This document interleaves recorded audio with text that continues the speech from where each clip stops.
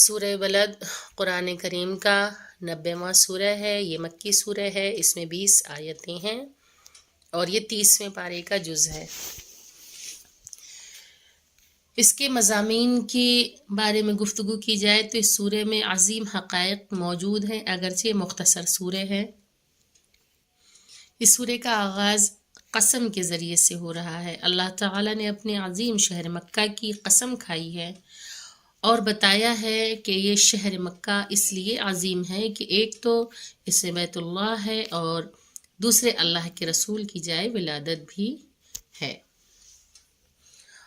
اس کے علاوہ اس سورہ میں ذات انسانی پر گفتگو کی گئی ہے، جو نعمتیں اسے دی گئی ہیں اس کی طرف اشارہ کیا گیا ہے۔ انسان کو خطاب کیا گیا ہے کہ تمام راہیں تجھے دکھا دی گئی ہیں، سعادت و شقاوت دونوں دروازے تجھ پر کھول دیے گئے ہیں۔ اب جس راستے پہ تو چلنا چاہے، جس راستے کو چاہو وہ اختیار کرو۔